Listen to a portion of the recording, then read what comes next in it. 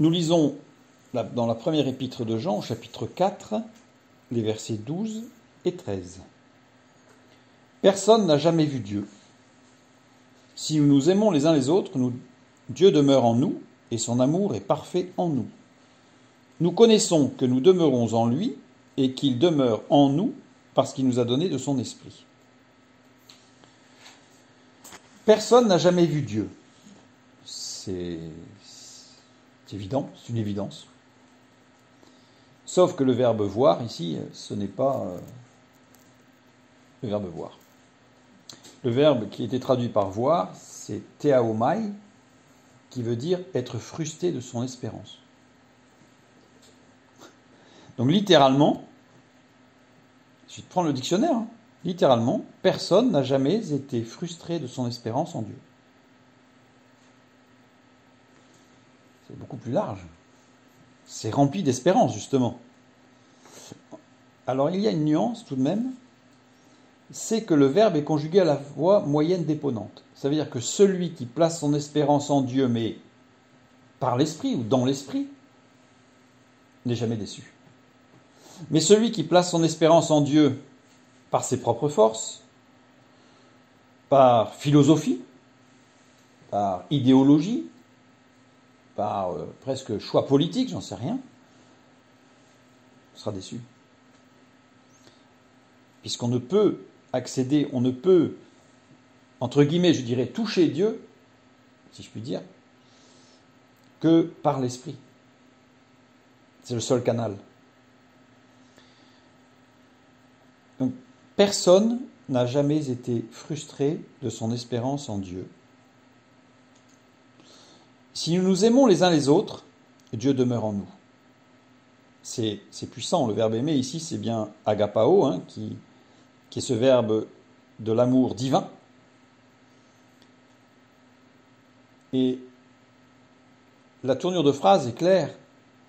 C'est pas écrit Dieu demeure en nous si nous nous aimons les autres, c'est bien si nous nous aimons les uns les autres que Dieu demeure en nous. C'est-à-dire que l'amour les uns envers les autres, cet amour agapao, décrit dans 1 Corinthiens 13, est la marque de cette espérance dans l'esprit. Nous ne pouvons marcher avec Dieu, nous ne pouvons être bénis, nous ne pouvons toucher Dieu que dans une marche par l'esprit qui lui-même va nous remplir de l'amour. C'est l'équation. Et son amour, ce qui est écrit, son amour est parfait en nous. Alors, c'est pas ce qui est écrit. D'abord, le « en nous », ici, a été ajouté dans les manuscrits récents. Donc, littéralement, c'est plutôt « son amour est parfait ». Sauf que, si je place les mots dans le bon ordre, j'ai « son amour parfait est ». Et le terme qui est traduit par « parfait », ici, en français, un adjectif, en grec, c'est un verbe. C'est le verbe téléoio, qui veut dire élevé à la perfection. Il vient de télos, qui est un verbe aussi qui signifie parachever jusqu'à un but fixé, la fin de ce à quoi les choses se rattachent. Ça veut dire que, alors dans ce verbe, il faut juste souligner quand même que téléio, attention, il s'agit toujours d'une fin d'une action et non ou d'un état, mais pas d'une fin d'une période de temps. Nous, quand on dit que c'est la fin de quelque chose, systématiquement on raccroche à une période de temps. Dieu il est hors du temps. Donc ça veut dire que ce qu'il fait, je dirais presque, c'est pas grave si on prend des détours. On perd du temps, certes, mais l'action se terminera. Mais par contre, on va faire des détours. On va perdre du temps. Comme quand on va d'un point à un autre en voiture, on peut faire des détours. L'objectif, c'est le but. Dommage de perdre du temps. Mais l'objectif, c'est le but. Donc littéralement ici, il faudrait voir que la manifestation de la perfection de l'amour de Dieu, en ce qu'il est venu demeurer en nous, est toujours vrai. C'est-à-dire que, et son amour conjugué au parfait, donc rendu parfait, manifestement parfait, qui a été parfait, est. Et je préfère le verbe être que le verbe demeurer. Il est. Parce que Dieu est. Donc il est hors du temps. Demeurer donne une sorte de temps qui s'écoule. Demeurer, c'est long. Alors que le verbe être, il est. Si nous nous aimons les uns les autres, Dieu demeure en nous, et son amour, qui a été parfait, est pour nous, qui a été parfait pour nous. Pourquoi ? Parce que, justement, il nous a donné l'accès au Père, et parce que notre espérance, le verset 12, début, personne n'a jamais été frustré de son espérance. Bien voilà, tout est dans ce verset 12, il y a tout. Toute la vie chrétienne. Le verset 13. Nous connaissons que nous demeurons en lui et qu'il demeure en nous, en ce qu'il nous a donné de son esprit.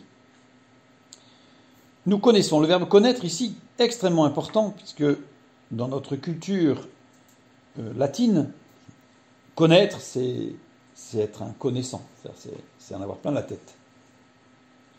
C'est étudier. Alors qu'ici, le verbe connaître, c'est ginosko, qui veut dire connaître par des échanges et une relation régulière. C'est très pratique. C'est pas s'engouffrer dans une bibliothèque et connaître plein de choses.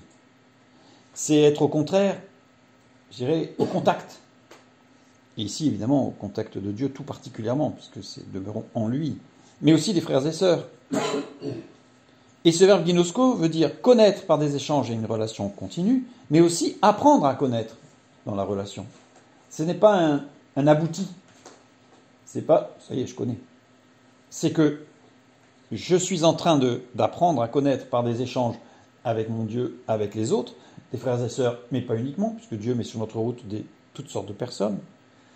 Et j'apprends à connaître, je suis dans cette dynamique. Donc, c'est en ce sens nous connaissons que nous demeurons en lui, c'est-à-dire que c'est au travers des échanges. Sans les échanges, nous ne pouvons pas savoir que nous demeurons en lui, parce que nous ne pouvons pas manifester l'amour. Nous connaissons que nous demeurons, là il y a bien le verbe demeurer, mais une fois de plus, c'est le verbe méno. Méno qui veut dire avoir le désir de. S'en tenir au genre de vie que l'on a. Mais quel genre de vie a-t-on dans cette phrase ? C'est le début de la phrase qui le dit. C'est nous connaissons, c'est-à-dire que nous sommes dans des échanges et une relation continue.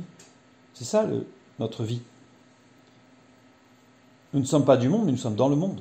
Nous avons des relations et toutes sortes de personnes, et en particulier, évidemment, autant que faire se peut, avec des frères et sœurs et avec notre maître. Ça, c'est la source, notre maître. Nous le voyons au verset 12. Donc, nous connaissons, nous apprenons à connaître, nous sommes en relation, et par cette relation, nous pouvons continuer à demeurer en lui, à avoir le désir, à s'attendre, le verbe attendre aussi, mais nous, s'attendre à lui. Et qu'il demeure en nous. Il n'y a pas le qu'il demeure dans le texte original. Littéralement, c'est plutôt nous connaissons que nous demeurons en lui et lui en nous. C'est beaucoup plus court. Et là encore, moi je préfère, puisque ça, comme on parle de relation, la relation est proche. C'est direct. Je demeure en lui, lui en moi. C'est presque immédiat. On retrouve cette structure un peu dans toute la création. Verset 3, Genèse 1, 3, que la lumière soit, fut la lumière. C'est-à-dire que littéralement, il faudrait presque dire en français, que la lumière soit, fut la lumière. C'est-à-dire que c'est immédiat. Il est là. Il n'y a pas besoin de le chercher, il est là. Et la fin de la phrase, donc, lui en nous, en ce qu'il nous a donné de son esprit. Cette phrase m'a toujours un peu... Il nous a donné de son esprit, comme si on avait un petit morceau de son esprit. Alors c'est vrai qu'on n'a pas la plénitude de l'esprit, parce que sinon je pense qu'on explose, parce que l'infini de Dieu, c'est pas possible. Mais j'ai regardé donc de plus près, de son esprit, c'est ek, qui veut dire en provenance de, en venant de, pas un bout, pas un petit morceau, c'est celui qui vient de. Donc, de fait, je suis remonté dans la phrase pour voir ce qui se passait. Le verbe donner, didomi, donner de son plein gré, répondre à une demande, fournir les choses nécessaires. C'est-à-dire que dans ce verbe didomi, il y a la notion que s'il donne, c'est non seulement parce que j'ai besoin, mais aussi parce que je demande. C'est un peu comme un enfant. Dans l'éducation d'un enfant, nous savons qu'il fait chaud, qu'il a soif. Si il fait trop chaud et que ça devient difficile pour lui ou pour sa santé, je lui donne à boire. Mais si là, il joue et qu'il a un peu soif, il vient et il demande à boire. Je sais qu'il aura besoin d'en boire, mais il demande. En fait, il y a une relation. Si je devançais systématiquement tous ses besoins, il n'y a plus de relation. Et ça deviendra un enfant gâté, mal élevé, où tout lui sera dû. Et avec Dieu, c'est la même chose. Pour nous, savoir qu'il connaît nos besoins. D'ailleurs, didomi, c'est tout l'équilibre.